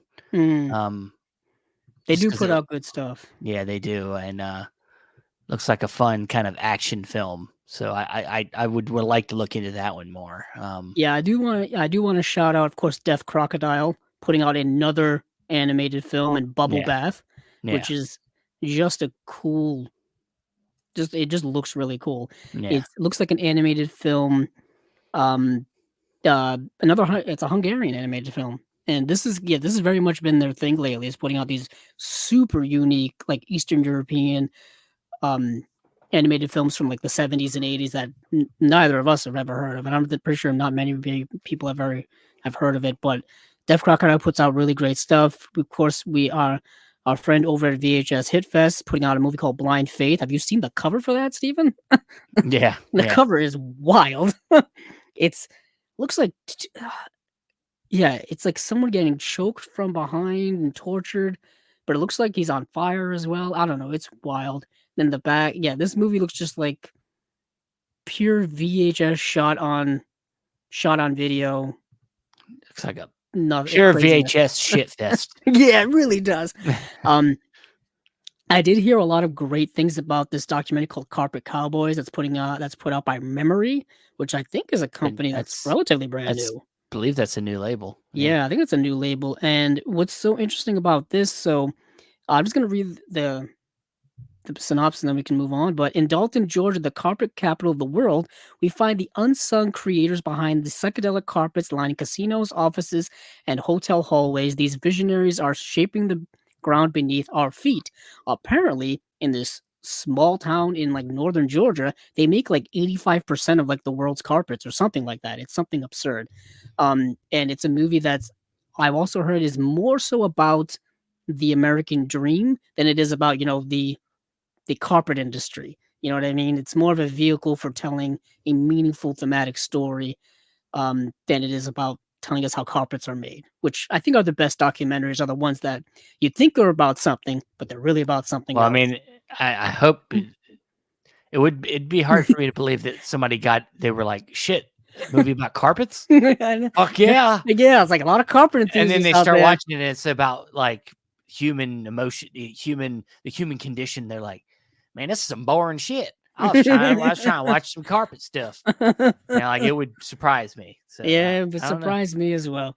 Um, yeah, so those are most of what's coming out. I don't know, for some reason, there were just a lot more documentaries this time around than I remember before. Um, so Umbrella, we were just talking about Umbrella. They're putting so this Cosmic Psychos and Stranded are both documentaries about music. Yeah. Um, Cosmic Psychos is a documentary about this band called the Cosmic Psychos, who apparently were like super influential on like the grunge scene and a lot of grunge bands, and they were a punk rock band from many decades ago, Australian punk rock band actually. This is available to stream on Tubi, as well as Stranded, which is I think talking about also punk rock as well, and this is also available to stream on Tubi if anybody's interested. I just didn't have the time to get into them, but I thought that was kind of cool. But I think that's pretty much it. I know Agfa's putting out the Rock of Fire Explosion, which is another documentary. A lot of documentaries in this one. ETR Media, Everything to Entertain You, the story of Video Headquarters, is another documentary. This one's actually about a video store, which would be right up our alley, Stephen. I think this was about a video store that closed in 2015, but it had been open for decades. So that's really fascinating. I mean, we've lost so many video stores, small video stores, big video stores. I mean, big chain stores now are not even carrying movies Medium-sized video anymore. It's a mess. stores. It's a mess. I know. Small, medium-sized video Small, stores. medium, large, all the biggie sized. Yeah. I didn't know this, Stephen, but apparently, um, after the whole Super Size Me documentary from like 20 years ago, like McDonald's stopped pushing their biggie sized option for their meals. I didn't know that. Like, because remember back in the 90s when Biggie Size first came out, like every time you would go to McDonald's, they would ask you if you wanted to Biggie Size for like an extra whatever cents, whatever amount of money. Apparently, like they stopped doing that after a while because of like health reasons. Yeah, they were like, Never really knew that. we're not gonna try to influence you. But they did. But the thing is they still do it today. At Like, they still do it at the movie theater. but they don't. I mean, they don't say it like that. But they're like, do you wanna upsize that? They say upsize. Yeah, yeah. For like, I mean, if you want to go from a medium to a large, it's like for an extra 75 cents or Yeah, an they extra. they Try to they break. They try to rationalize it to you. they And it they looks they, good. they still try. Yeah, they do. Well, let's move on. Let's go. We're going back in time a little bit Back in time. to Arrow's. Some of Arrow's slate. They of course put out 4K for Basket Case. I know that's a popular one. But I know we have this Robert Altman film, The Cold Day in the Park. Yes. Is one I know you watched. Yeah, I wanted to watch it. It looked interesting. Yeah, so The Cold Day in the Park is another I call him Bob Altman because I guess we were on Your friends, that level at one point. It's Not like really. Bob De Niro, Yeah, I know. That's so weird to me, by the way, when it's like some people call people by their first name, like certain actors and stuff. Or like And I'm Bobby Downey Jr. Yeah, I Bob. don't know. Anytime Martin Scorsese refers to Robert De Niro as Bob, I just think it's so wild to me. But that Cold Day in the Park has been released here in Region A land by Olive Films back in 2013. And the reason why I keep bringing this up because I'm guessing all of the old Olive Films licenses You like have all olives? lapsed. They've Because all you like lapsed. olives? I do like olives on pizza though. Only on pizza. Oh, look at you. Oh, I didn't know you were Sorry, such a threw pizza up, snob around here. threw up in my mouth a little bit. I'm okay. The thing is, there's certain things that if you put it on a pizza, I'll eat it. But if you put it like by itself, I don't have any interest in it. I tried Hawaiian pizza for the first time. All right. What'd you think? It's fine, but I was like, I don't even taste it. Like I don't even taste. I've had pineapple on pizza before. I've had Hawaiian pizza. And I don't taste the pineapple. I don't mind it. I mean, I wouldn't order it as like a first choice or even a second choice or even a third choice. But if I was at some place and they had Hawaiian pizza, I'd have it. I just go classic pepperoni. That's it. I don't need all that. I don't need all that bullshit. Very but true. let's talk about cold. It can get a little messy. But speaking of something that's not really messy, or honestly, things do get messy in this movie. It's messy. Yeah, things do get a little messy. But I wanted to mention that, so that I did want to mention that Cold Day in the Park has been released on Blu-ray before, but it's getting a Blu-ray re-release now. And yeah, it's a Bob Altman film that I had never seen before. It had also been released in the UK in 2016 by looks like Eureka during their Master of Cinema line. But this is obviously a brand new release, and it's a movie that it's so hard to describe Robert Altman's films because they're so unique to him. They're so specific to his he just had a certain way of making movies. His films have a certain feeling to them, a certain style to them. They're kind of unique, and this film is of no exception to that. Um, it it's it's a movie about this woman who one day, yeah, she's kind of well off a little bit. She has like a nice apartment and all this kind of stuff in New York. At least I believe it's New York. Either way, it's kind of irrelevant. She sees this guy outside sitting in a park, and it's a raining day. And it's a rainy, cold day, so she invites him in, and he kind of just stays there. She kind of just keeps him there. And he doesn't say anything. He doesn't verbalize anything. He doesn't talk to her or communicate with her, but she still has this feeling that she needs to take care of this person, like give him a bath, buy him clothes, feed him, all of these things. She's got this innate feeling to do this. We learn way more about this guy later on. The woman in this case is portrayed by Sandy Dennis, who was an Academy Award winning actress who was in Who's Afraid of Virginia Woolf, which had come out, I think, some years earlier, the Mike Nichols film. Astonishing work. If you've never seen Who's Afraid of Virginia Woolf, it's some of the greatest acting you'll ever see in film, in my opinion. She Is that a Jeff Nichols? Not Jeff Nichols. Mike Nichols. Mike Nichols. Yeah, it's available on Blu-ray through Warner Archive. There was a Warner Brothers DVD I had for years as well, starring the late great George Segal, as well as Elizabeth Taylor is in the film as well as Sandy Dennis, as well as Richard Burton is in the film as well. And it's an acting tour de force. It's based on a play. Just truly incredible. But yeah, this woman, and she just becomes obsessed with this young boy in this movie. By young boy, I mean like he's like 19. I don't want to make it sound creepy or anything, but He's a she just young kind of becomes boy. obsessed. He's a young boy, Yeah, giving him a bath.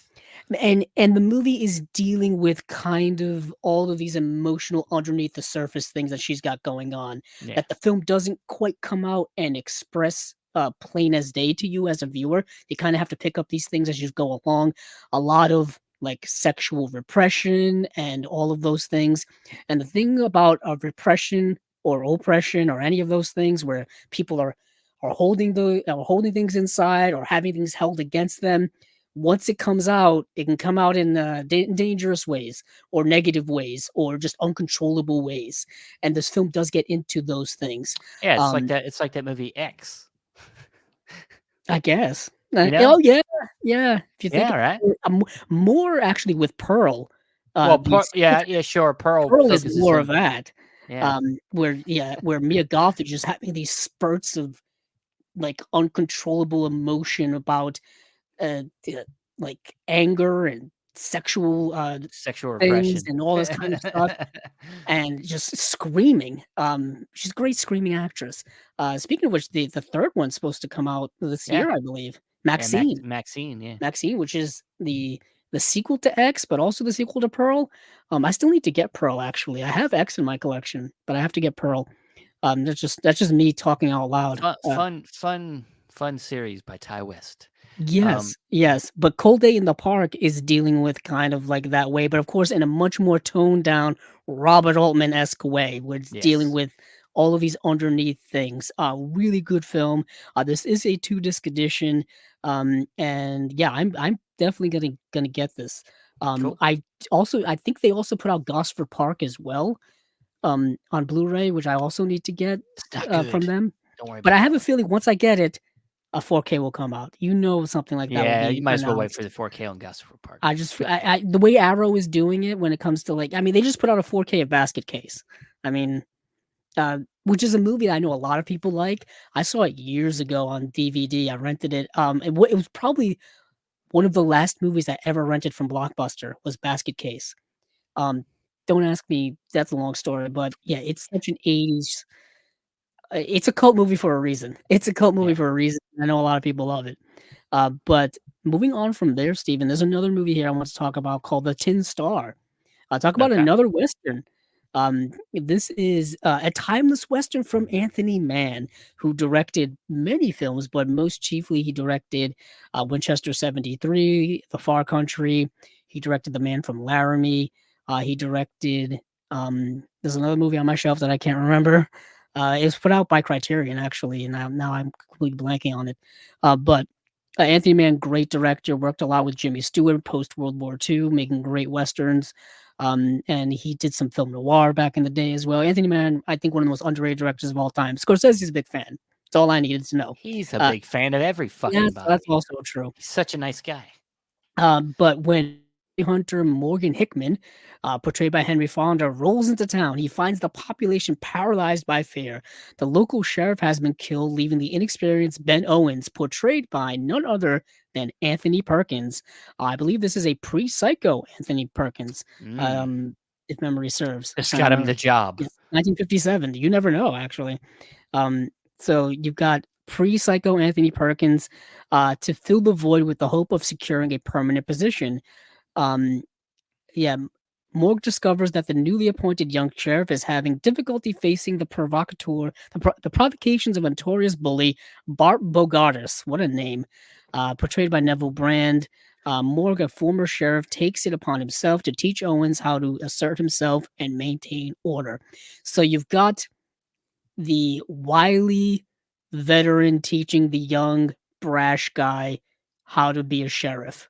That's kind of at the cusp of this movie. And they just happen to be portrayed by Henry Fonda and Anthony Perkins. And I think it's a really good movie. I really dig the movie a lot. The movie's done by Elmer Bernstein, a great composer. Yeah, it's a good movie. It's a really solid western. I highly recommend it. And this, I believe, is the only time this movie has gotten a Blu-ray release. I don't think it's gotten a Blu-ray release from anywhere else ever. I just wanted to make sure I didn't just lie out of my teeth, and of course I did. That's what I do, Steven. That's what I do. Son of a bitch. No, yes, no, yes, no, no. Yes, No, there was no, another 10 yes. star. That's not this movie. There was a 10-star TV series apparently in 2017, and yeah, that's not this. But yeah, so this is the first time this has ever seen the light of day on Blu-ray, so that's really cool. So yeah, if anybody's another fan of westerns, you got your fill from Vinegar Syndrome and you get your fill from Arrow, which is really nice to hear. So we've got, yeah, I want to mention, yeah, the brand new audio commentary from film critic Justine Smith, who we've had as a guest here on the podcast, right, Stephen? Yes, we have. Yes, so she's in here. Anytime I see a name of somebody we've interviewed, I can kind of trust the release. Because if they thought the movie was good enough to work on, then I think it's good enough to at least watch and probably own. That's just my personal philosophy in life. Sounds like biased to me. Oh, I do. Well, the thing is, I do trust certain people when it comes to certain things. Like I trust you, Steven. No, you don't. Yeah, if you get something and you say it's good, then I know that it's good. You usually. You know what I mean? I don't know. I'm a little weird. Sometimes I like some stuff that's just weird. I guess that's true. But I mean, you know, we all have our peculiarities. We all have our specific things. I think like but in the general sense of things, when it comes to like collecting movies, sure. I mean, if you buy a release and say, "Hey, this release is fantastic," like it's worth getting. Like I'm happy I bought this, then I'm like, yeah, that's worth getting. Yeah. But I think anybody that can explain themselves at least, you know, that's when you can believe the person. No, I guess that's true. If you just say, "Oh, it was good," yeah. Like, well, explain yourself. Why is it good? Yeah, why is it good? You know. So that's the 10-star. That's the cold light of. That's the. I almost said the cold light of day. That's cold light. That's the Paul Shader. That's Paul Shader. But again. Yes, it is. And that's that cold day in the park. So we got that's a Nicolas Cage movie. Yes, it is. Holy heck! Paul Shader directing. But yeah, we got some Robert Altman and Anthony Mann. I'm very excited for both of those. Anything else we've got cooking here? Let me take a look. I don't know if you wanted to go over to Imprint right now. Sure. Imprint does have some things. They actually had 2 separate announcements which didn't really throw us for a loop, but it did make things a little more difficult. Well, yeah, I mean, it's we were wondering whether they were going to still do like an Imprint proper, because they did announce earlier in the month their first Asian line releases. So they had three. Yeah. Uh, the So first one they got is Lost in the Stars, which is a 2023 film. it is indeed. And then we have a film called The Sea is Watching from 20, I can't speak, 2002. And then we got The Blind Swordsman Zatoichi from 2003. Yeah. Yeah, and these look like they will be numbered, like a Yeah. number 1, number 2, number 3. The one I wanna take a look at, and the one that interested me the most is The Blind Swordsman Zatoichi, Oh, yeah. or just called Zatoichi, because I've been aware of this movie for years. I wanted to buy this movie for years.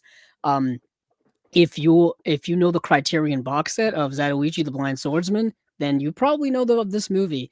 This is uh, kind of it was supposed to be a reboot, I guess, of a reboot, remake, whatever you wanna call it, of the Zatoichi character, and it's a movie that's directed, written, co-edited, and stars Takeshi Kitano, um, as Zatoichi.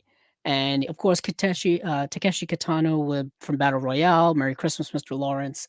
Um, yeah, this movie is interesting in the sense of what it's trying to do in terms of reviving this character of Zatoichi, the blind swordsman.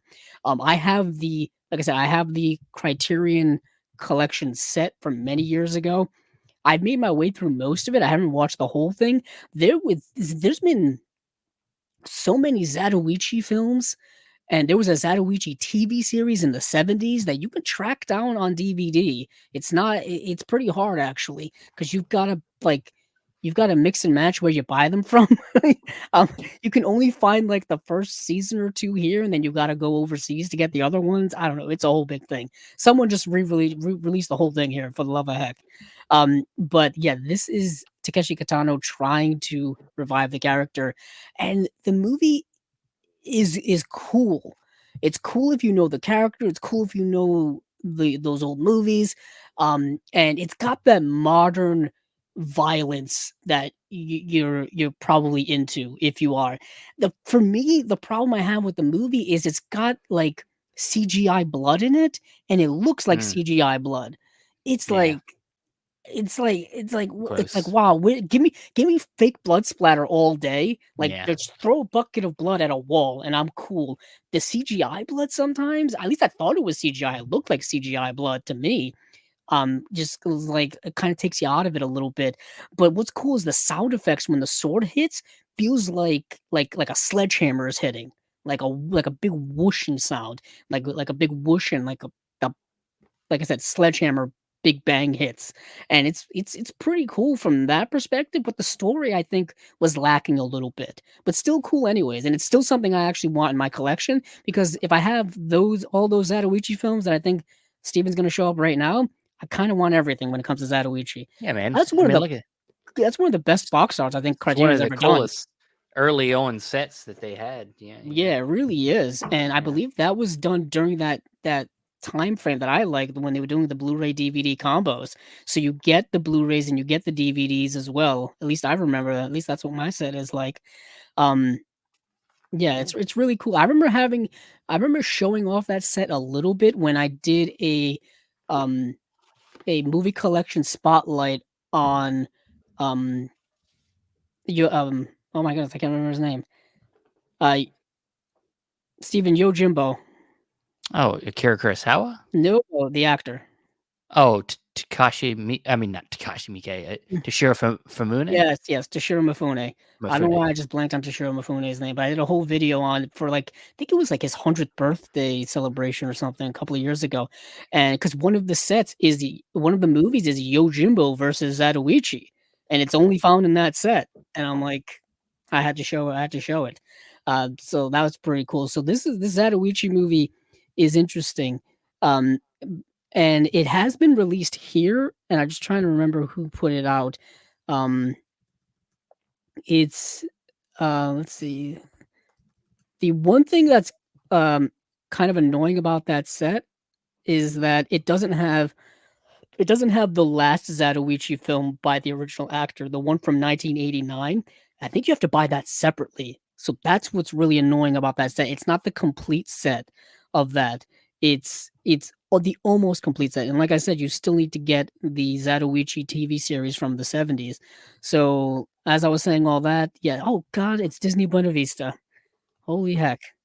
So Disney Buena Vista put this out in 2009 on Blu-ray here in the US. And I'm pretty sure it's been re-released since then from Paramount Pictures.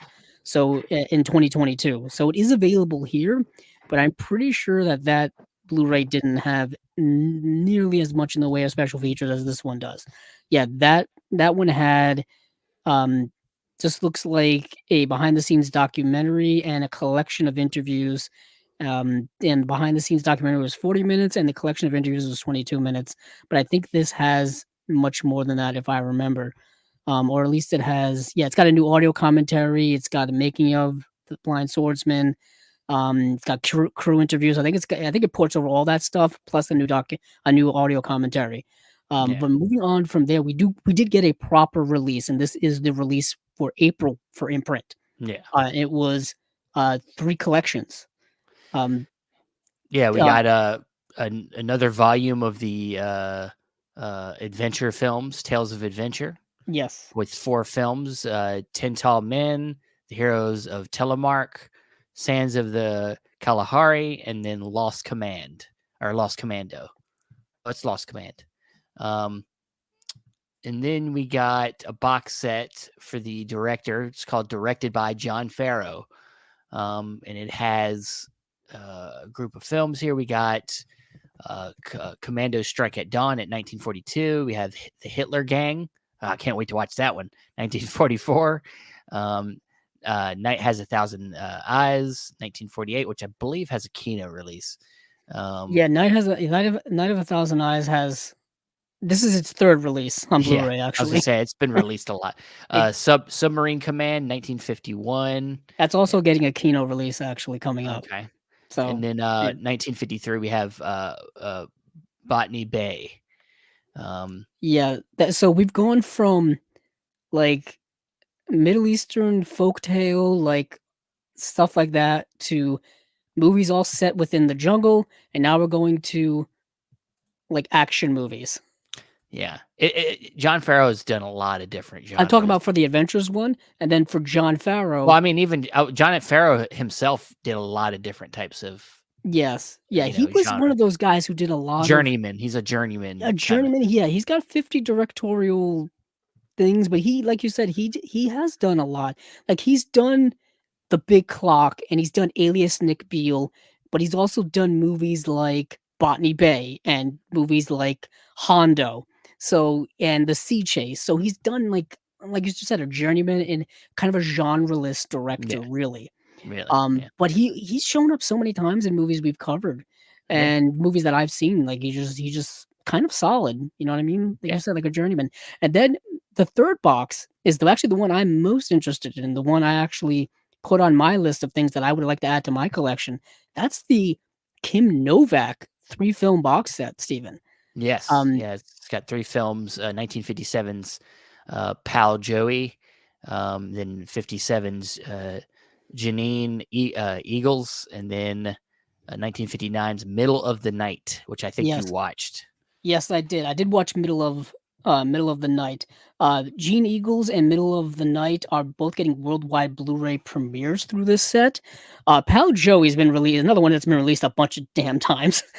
so so Pal Joey, I own this movie already, but it's been released a couple of times. Just here in Region A land, it's been released by Twilight Time back in 2012.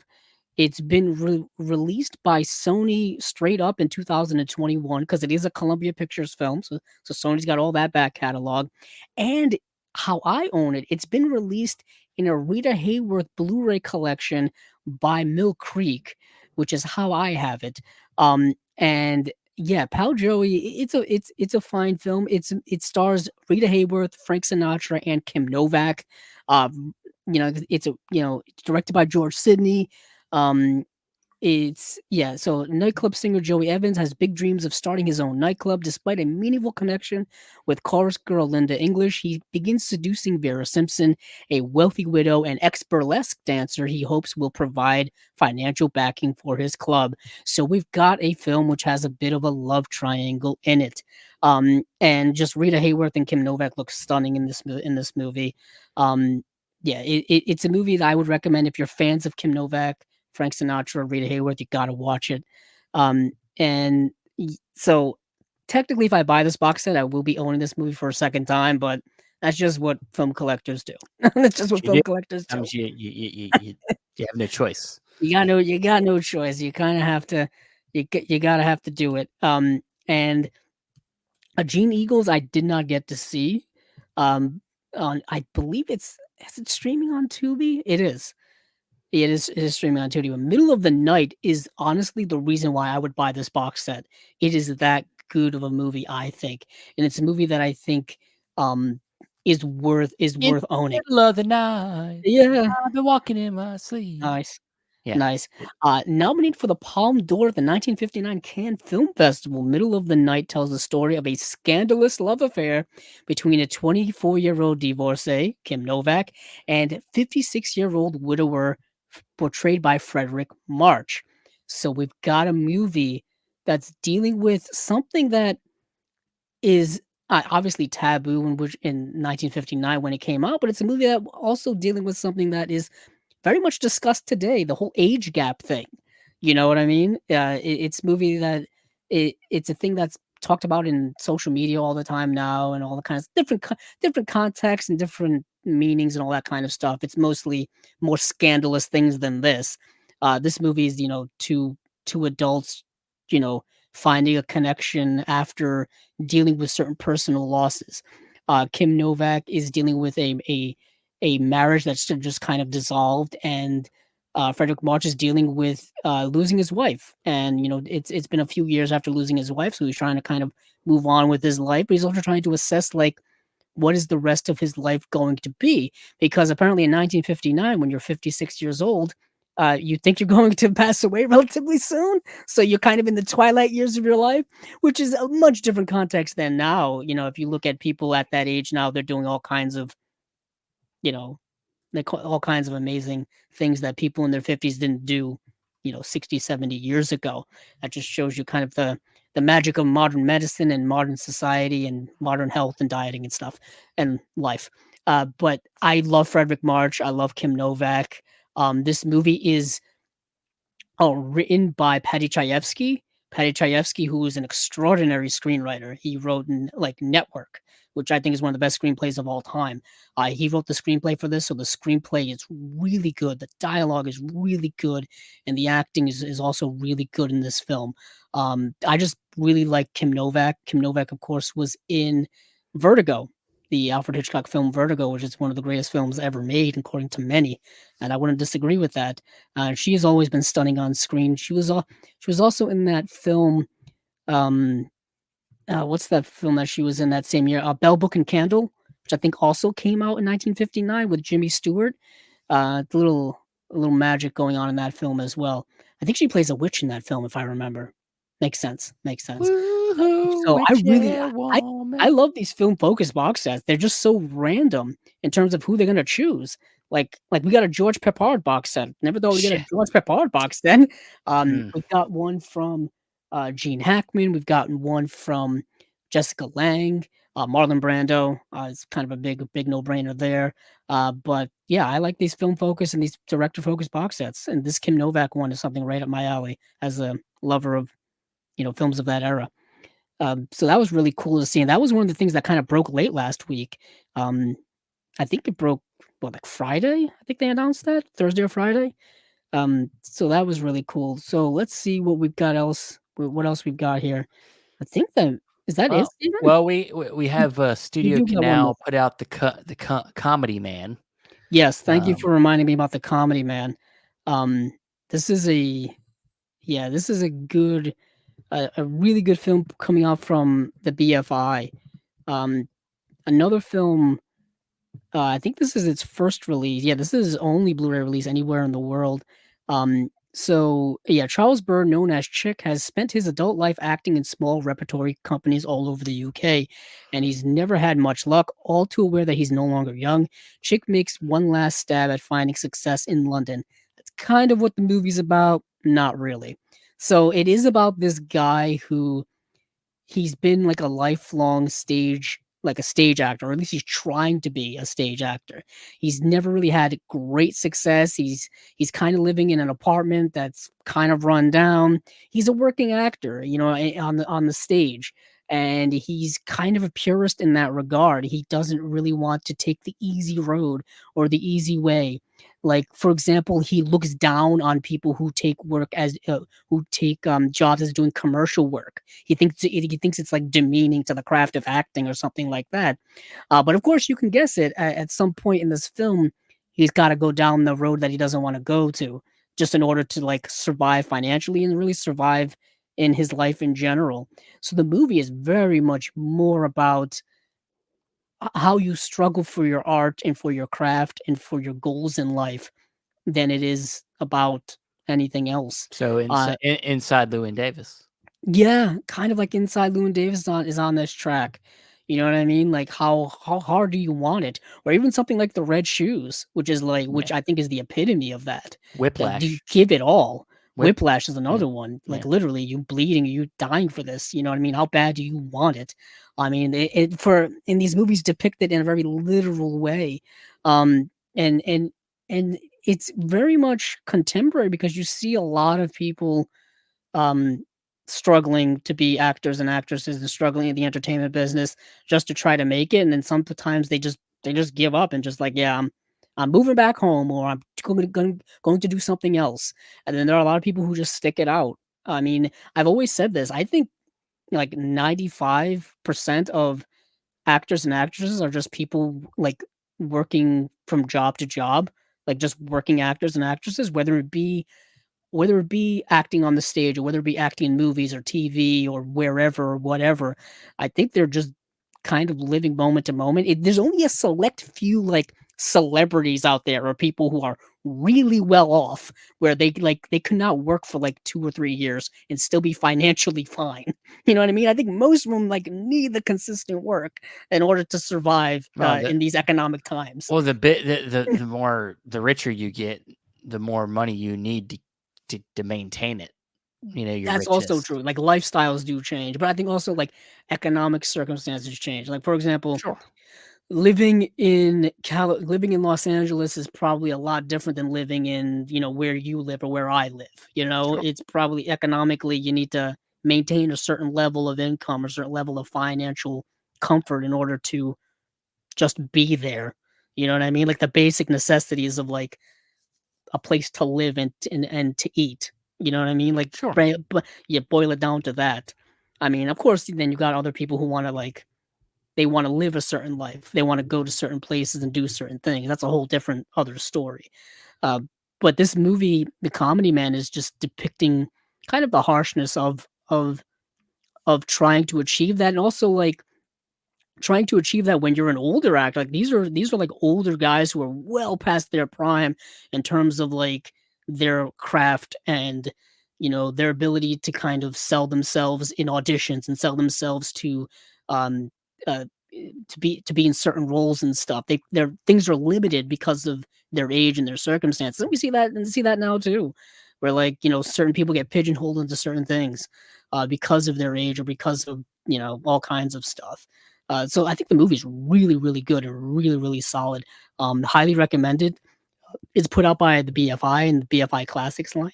So yeah, check it out if you haven't seen it already. But I think that may be nearly it. But there was one thing that did drop today. Yeah, that's what I was going to say. We'll end with the news of Fun City Editions. Yes, So yeah, they as they've been doing lately since they've kind of went off on their own, they've been announcing their new releases through Letterboxd. The Letterboxd dropped a trailer for their next thing coming out in May.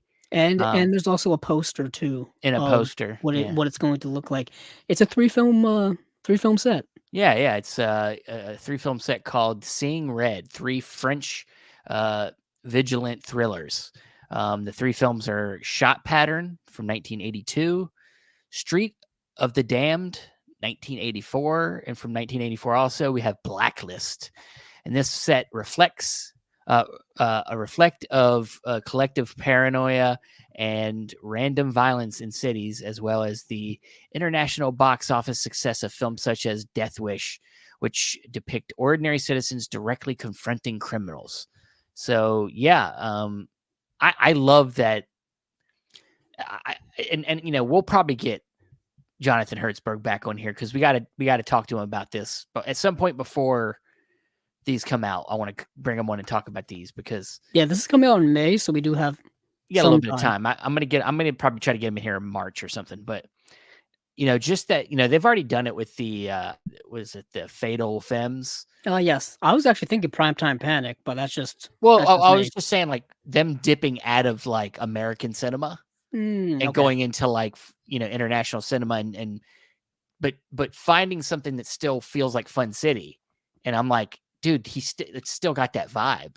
It You know, does. Yeah, I was thinking that same thing. It's got, these super under the radar 80s and 70s films that they've kind of unearthed and given to us on these in yeah, these great editions. This is very much in that vibe. It just happens to be, a three French, crime-based French films. You know what I yeah, mean?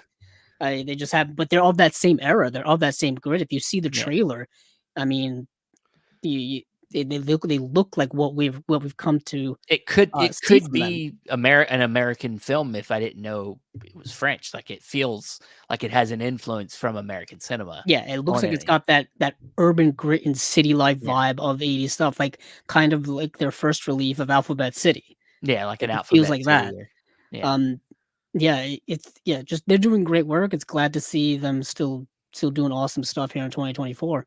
I got to catch up with some Fun City stuff. That's what I got to prioritize before he comes on, yeah. just so I don't look dumb. You're not too far behind. They don't put out tons of volume, so I you know you I can do need catch to get up. that Fatal Femmes though, Yeah, you should and I get do that. need Primetime Panic 2 as Yeah, well. maybe you are behind. You are. Steven, I'm way behind now that I think about it. Holy shit. I'm You- I'm very deep. did you get Party Girl? I did get Party Girl. Okay, good. I look at it, it's on my chair, so I see Yeah, it every single you day. don't have I Heartbreakers. I've got all my Fun Cities, like, piled up over on a chair over there, so I have them all together. My Fun Cities chair. I Cool. have my Fun City chair. I got it right next to, like, Casablanca and, Godzilla. It's a All right. weird chair. It's a Yeah. party chair in general. Yeah. I can't wait for you to do an eventual collection video where you have just shit everywhere. Yeah, it's not Yeah. even It's not it's fun. not even close to being relatively organized. It's out of control again. Yeah. Just when I thought I cleaned it up enough to, like, clean up some space and some air, put things on shelves, move things around, I just get a whole bunch of other things and it's way back to where it was before. Yeah. It's it's Well, it's like an avalanche. well, you're gonna need to fix it up or not because eventually you need to do a collection. Because that's what I'm working on. If you saw in different social medias that for the show, I posted a poll asking people how I should organize my collection, and part of I that did see is that. yeah, part of that is me wanting to organize my collection and also do kind of a collection video, kind of going through my whole collection eventually. That's the idea. So yeah, we'll see how that goes. I see if I have time for all that, but I'm motivated. I want to do it. I've always just kind of put my shit up on the shelf. It's basically organized by label at the moment, but definitely not in alphabetical order. I can tell you that. So I gotta work on that. But that is it. That is spine number 132 of Chasing Labels closed. It was fun as usual. Andrew, how you feeling? Feeling good. Feeling good. All right. Well, just so everybody knows, we did have our Unwatched Pile episode last Monday. So if you haven't checked that out yet, please go watch that or go listen to it on our podcast feed. And then this coming week, of course, we're a bi-weekly show, so you won't see this for another couple weeks. But next week, we will have an interview with a friend who's coming back, Julia. What's her last name? I'm sorry, I'm always bad with Julia names. Marchesi? Mackenzie, that's it. She did a short film. We talked about it with her when we interviewed her last time, and she had not come out with the short film yet. But now it's now out, and unfortunately, it's not. I don't know if it's seeable. I don't think you can see it, but we're going to talk about it, and it's based around a Stephen King story. And then with that, we're going to do a fun little thing where we talk about 3 of our suggestions for date night movies, being that it's Valentine's Day. Because this will release on Valentine's Day. Each of us are going to suggest 3 date night movies, just random, whatever, from all 3 of us, and just have some fun with that. So that'll be coming out next week. And then, Unwatched Pile, end of the month, you'll see that coming up. So, all right, guys. Well, thanks everybody who's hung with us live. And hey, keep on watching them movies. I know I will.